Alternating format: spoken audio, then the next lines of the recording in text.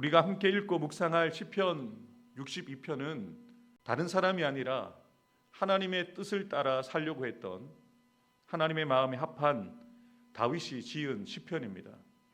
비록 다윗이 흔들릴 수 있는 상황에 있었지만 하나님 안에 있으므로 하나님의 보호 가운데 자신이 누리고 있는 편안함, 그 안전함을 확신 가운데 고백하고 있는 시편이죠.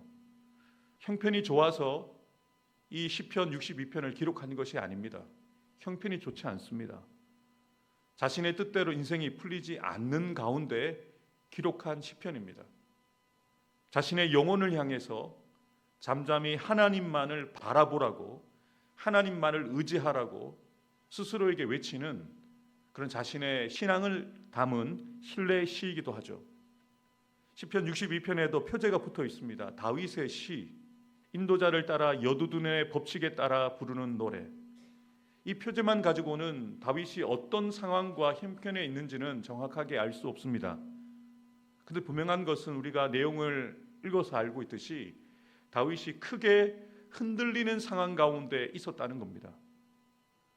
사랑하는 성도 여러분, 우리가 신앙을 가지고 있지만 또 저도 목사이고 여러분들은 장로님이시고 권사님이시고 집사님이시고 또 우리가 우리의 나이만큼 신앙생활을 해왔지만 우리도 다윗처럼 흔들릴 수 있습니다.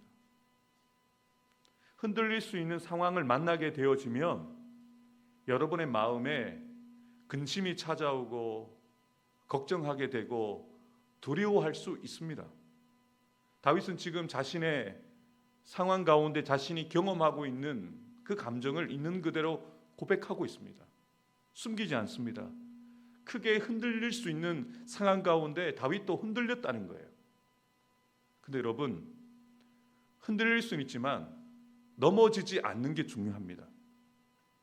실수할 수 있지만 실패하지 않는 것이 중요합니다. 실패할 수 있지만 다시 돌이켜 하나님 앞에 서는 게 중요하다는 거죠. 다윗은 그것을 이야기하고자 하는 거예요. 다윗은 자신의 흑역사를 숨기지 않습니다. 자신의 아픈 과거를 숨기지 않습니다. 말하고 싶지 않은 과거일 겁니다. 드러내고 싶지 않은 아픈 과거입니다.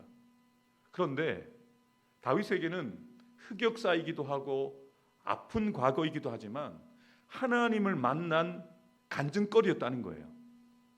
하나님이 자신과 함께 하셨다는 분명한 확신을 주는 사건이었음을, 그 사건을 기억하면서 슬픈 기억, 아픈 기억이 아니라 감사한 기억으로 떠올리면서 시편을 기록하는 거죠. 사랑하는 성도 여러분, 여러분의 과거에 매여 계시지 마십시오. 오히려 그 사건을 이겨낼 수 있게 하셨던 하나님의 은혜를 기억하십시오. 그 순간에도 하나님이 여러분과 함께 해주셨고 그 고난의 터널을 빠져나오게 하셔서 빛 가운데 거하고 있는 오늘의 하나님께서 베푸신 그 은혜에 감사하며 지나간 일을 아무렇지 않게 다윗처럼 고백하십시오. 그때 일을 말하면서도 담대하게 하나님이 나를 도와주셨다, 나와 함께 하셨다라고 고백할 수 있는 것이 믿음 아니겠습니까? 흔들릴 수밖에 없는 그런 상황 가운데 나도 흔들렸다. 그런데 내가 왜 흔들리지 않았느냐? 하나님이 나를 붙들어 주셨기 때문이다. 이 이야기를 하려고 하는 거예요. 다윗과 같은 대단한 영적 거장도 흔들릴 수 있다는 거예요. 목사인 저도 흔들릴 수 있습니다. 여러분들도 흔들릴 수 있어요. 그런데 다윗이 이야기하고자 하는 것이 무엇입니까? 나를 의지하지 마라, 나를 바라보지 마라. 내가 대단한 것이 아니라 나를 붙들고 계시는 하나님이 대단하신 것이지 나는 너희들의 의지하고 믿을 대상이 아니다라는 것이죠. 제가 첫 목회지에 부임할 때 저희 모교회 목사님께서 하신 말씀, 그때는 그 말을 온전히 이해하지 못했는데 목회를 하면 할수록 그 말을 더욱더 깨닫게 됩니다. 목사님이 하신 말씀이 이 말씀이었어요. 사람 믿지 마라. 28살의 청년이 그 말을 어찌 이해하겠습니까? 사람 믿지 마라? 목사님 무슨 말씀이에요? 네가 목회해 보면, 인생을 살아보면 알게 될 거다. 믿는 도끼에 발등 찍히는 일이 있을 것이라는 거죠. 믿는, 또 의지하고 위로를 얻었던 사람에게 상처를 받고 뒤통수를 맞는 일이 있을 거라는 거죠. 저도 목회를 짧게 해오면서 저를 싫어하거나 저와 맞지 않는 사람에게 받는 상처는 그러려니 하고 지나갑니다만, 아는 사람, 가까운 사람, 믿었던 사람에게 당하는 그 상처와 아픔은 이루 말할 수가 없습니다. 학자들은 이 시편 62편의 배경이 다윗의 아들 압살롬을 피하던 중에 지었던 시라고 학자들은 그렇게 주장을 합니다. 자신의 사랑하는 아들로 인하여 도망갈 수밖에 없는 상황들, 얼마나 기가 막힙니까? 어떻게 네가 나한테 이럴 수 있느냐라고 말할 수 있는 그 상대에게 상처를 받고 그냥 적당히 아버지를 괴롭히는 게 아니잖아요. 죽이려고 군사를 풀잖아요. 얼마나 기가 막힙니까? 여러분, 이 상황에서 흔들리지 않을 사람이 어디 있습니까? 이런 상황에서 상처받지 않고 죽고 싶은 심정을 갖지 않을 사람이 누가 있겠습니까? 다윗도 그랬다는 거예요, 여러분.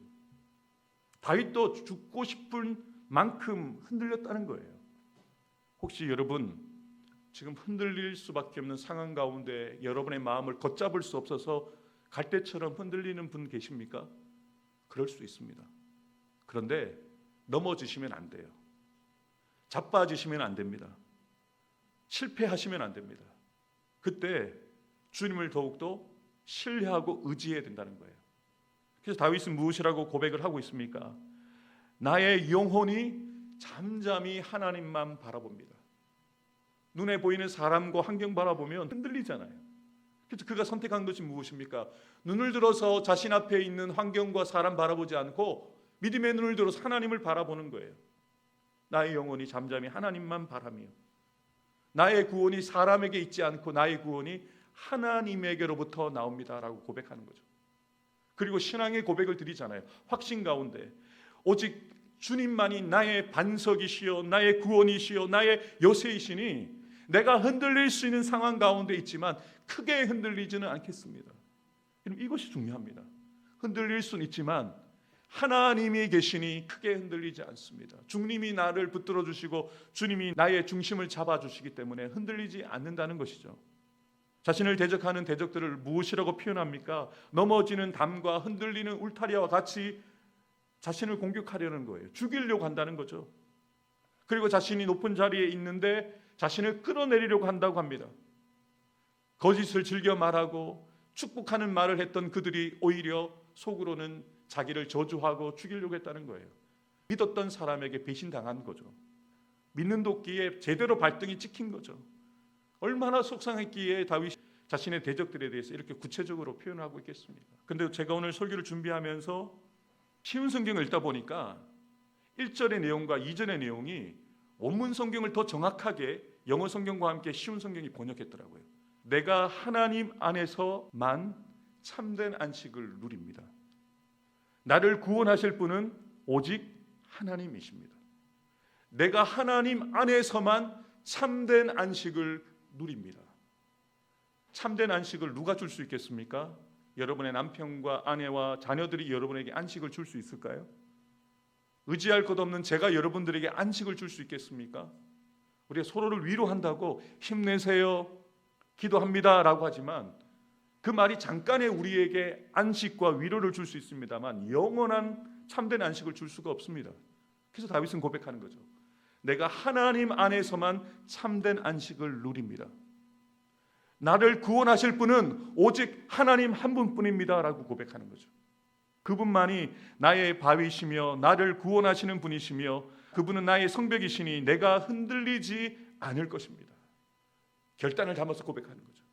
하나님이 나와 함께 하시니 흔들리는 상황이지만 흔들리지 않습니다. 참된 안식은 하나님께만 있다는 거죠. 이것을 이야기하려고 하는 거예요. 산성도 여러분, 불안하시죠? 염려와 걱정이 여러분 안에 매일매일마다 새로운 염려와 걱정거리들이 생겨나시죠. 그런 상황들 속에 우리의 마음에 안정감을 주는 분은 하나님밖에 없습니다. 그래서 다윗은 자신의 흑역사를 이야기하면서 이렇게 고백하고 있는 것이죠. 나의 영혼아 잠잠히 하나님만 바라라. 물은 나의 소망이 그로부터 나오는도다. 오직 그만이 나의 반석이시요 나의 구원이시요 나의 요새이시니 내가 흔들리지 아니하리로다. 나의 구원과 영광이 하나님께 있으며 내 힘의 반석과 피난처도 하나님께 있도다. 백성들아 시시로 그를 의지하고 그의 앞에 마음을 도하라. 하나님은 우리의 피난처 시로다. 아멘. 1절과 2절의 내용과 5절과 6절의 내용이 비슷합니다만 달라진 것이 있어요. 5절에서는 자신의 영혼에게 명령합니다. 나의 영혼아, 하나님만 바라라. 여러분의 영혼에게 명령하셔야 돼요. 흔들릴 수 있는 상황 가운데 사람을 바라보고 환경을 바라보면서 염려하고 걱정하는 여러분의 영혼에게 명령하셔야 돼요. 나의 영혼아, 하나님만 바라라. 나의 소망이 하나님께로부터 나온다라고 선포하셔야 돼요. 우리의 말이 다른 사람들에게 전해지는 것도 중요합니다만 여러분의 말은 여러분이 가장 먼저 듣습니다.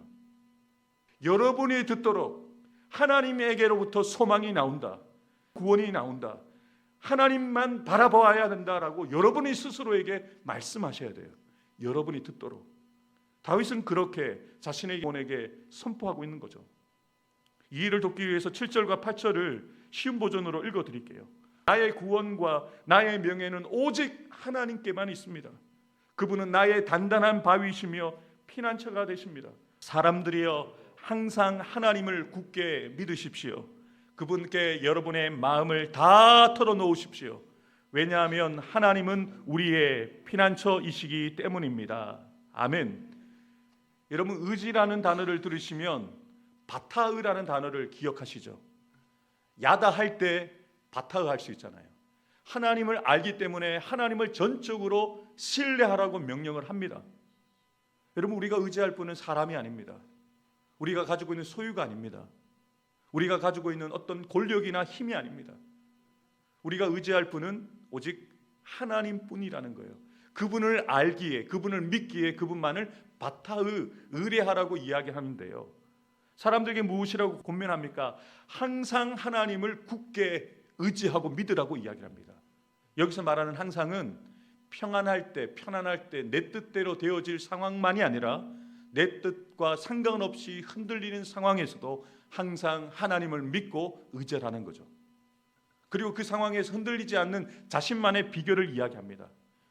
여러분의 마음을 하나님께 다 털어놓으십시오. 여기서 사용되어지는 털어놓다는 의미로 번역되어진 히브리어 사타흐라는 말은요, 그릇에서 물을 쏟아내는 것과 같습니다.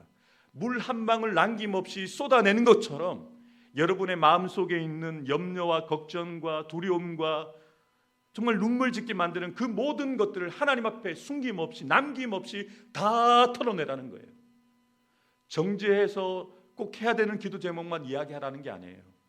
여러분, 힘들 때 하나님만 들으시도록 여러분의 그 속마음을 있는 그대로 다 털어내라는 거예요. 하나님께서 그 이야기 들으시고, 야, 너는 왜 이것밖에 안 되니? 목사가 돼가지고 장로가 돼서 권사가 돼서 아직도 이것 때문에 힘드냐? 언제 철들래? 이렇게 말씀하지 않으세요. 우리가 토로하잖아요.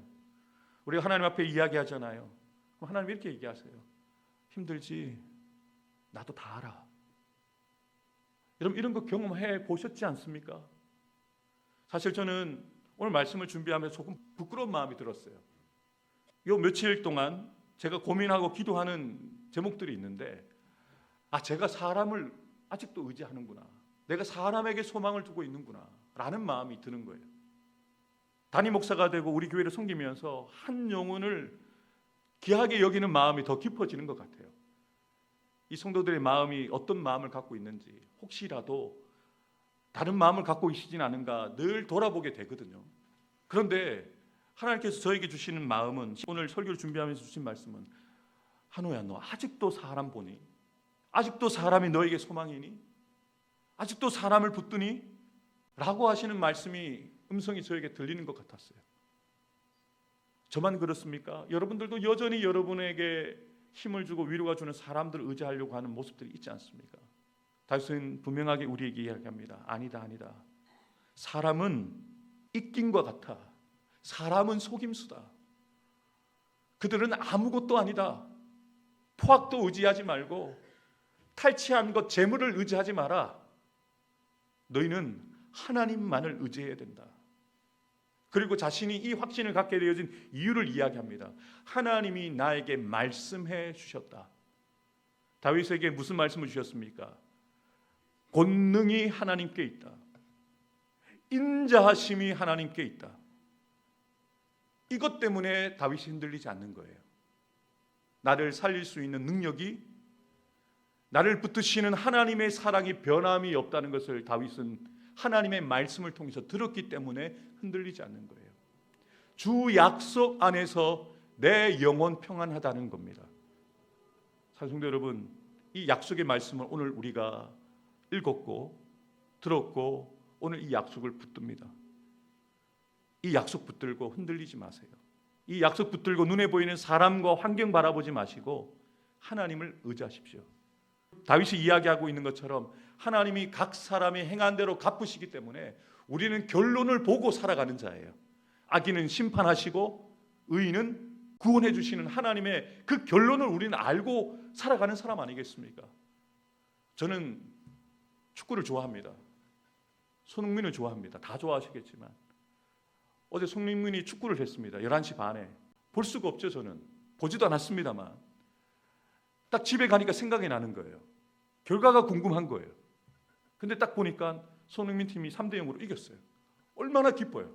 결과를 알고 그 내용을 보니까 기쁜 거예요. 근데 우리 인생은요, 결과를 알고 살아가는 사람들입니다.